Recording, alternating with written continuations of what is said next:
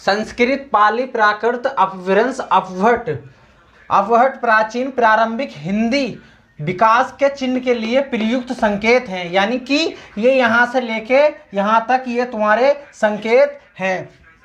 उसके बाद आता है अपभ्रंश। उसके बाद आता है अपभ्रंश। अपभ्रंश भाषा का विकास 500 ईस्वी से लेकर 1000 ईस्वी तक के मध्य हुआ था। यानी कि अगर आप क्वेश्चन में पूछता है अपभ्रंश भाषा का विकास कितनी ईस्वी से लेकर कितनी ईस्वी तक हुआ था, तो आपको बताना है अपभ्रंश भाषा का विकास 500 ईस्वी से लेकर 1000 ईस्वी तक के मध्य हुआ था।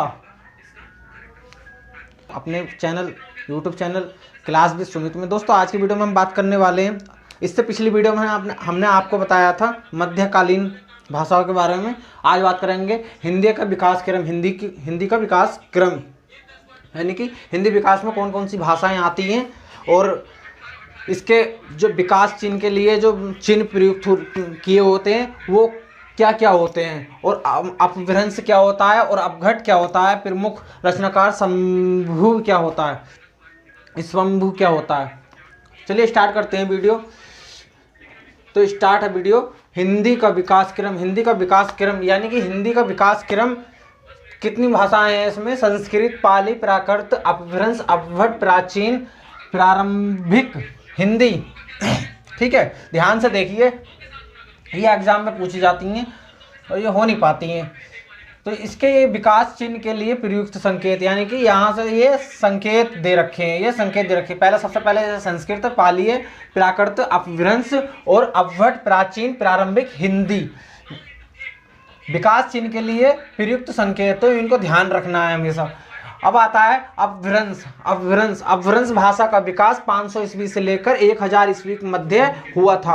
अपभ्रंश भाषा का विकास 500 ईस्वी से लेकर 1000 ईस्वी के मध्य हुआ था और इनमें साहित्य का आरंभ 8वीं सदी स्वयंभू कवि 8वीं सदी और स्वयंभू कवि से हुआ था, जो 13वीं सदी तक जारी रहा था या रहा है।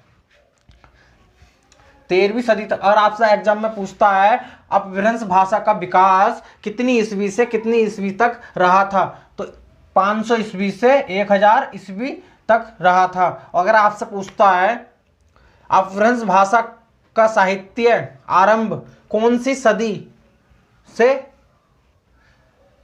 हुआ था और कितनी सदी तक रहा था, तो ये 8वीं सदी से चालू हुआ था और 13वीं सदी तक ये रहा था। अब नेक्स्ट है अपभ्रंश, यानी कि अप प्लस भ्रंश प्लस घण, अपभ्रंश घण। ठीक है, तो शब्द को अप प्लस घण शब्द का ये तो शाब्दिक अर्थ है, यानी कि अगर पूछता है आपसे अपभ्रंश शब्द का शाब्दिक अर्थ क्या है, अपभ्रंश शब्द का भ्रंश अप प्लस भ्रंश प्लस घण शब्द का ये तो शाब्दिक अर्थ है। अगर आपसे एग्जाम में पूछता है अपभ्रंश का शाब्दिक अर्थ क्या है, शाब्दिक अर्थ बताइए, तो आपको ये एक ऑप्शन तो आपको ये दे देगा अप प्लस भ्रंश प्लस और घण, और एक आपको दे देगा अप भ्रंश प्लस घण, और एक दे देगा आपको अप प्लस भ्रंश प्लस घण, और एक और दे देगा।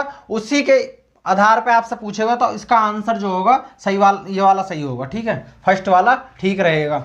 नेक्स्ट है पतन किंतु अपभ्रंश साहित्य के अभीष्ट है। पतन किंतु अपभ्रंश साहित्य के अभीष्ट है, यानी कि अगर आपसे पूछेगा पतन किस अपभ्रंश के साहित्य के अभीष्ट है, तो यानी कि अपभ्रंश साहित्य के अभीष्ट है। और प्राकृतिक भाषा से विकसनकार स्वयंभू अपभ्रंश, यानी कि प्रमुख रचनाकार स्वयंभू, तो ये है अपभ्रंश का वाल्मीकि पद्म चरयु अर्थात राम काव्य, तो इसका है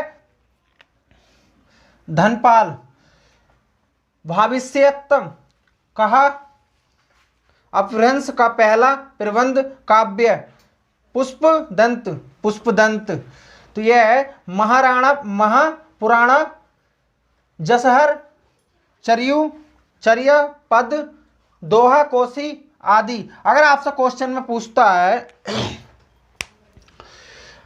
पौम चर्युम अर्थात राम काव्य, तो आपको ऑप्शन में देगा धनपाल और इससे रिलेटेड कुछ और नाम दे देगा, तो आपका आंसर यही सही रहेगा। इसी प्रकार आपसे अगर पूछता है महापुराणा जसहर चरयु, तो यह है आपका सहरप्पा कठप्पा आदि के सिद्धांतों की रचनाएं, चर्या पद दोहा कोसी आदि, यानी कि ये सरहप्पा कड़प्पा के सिद्धांत में ही आती हैं।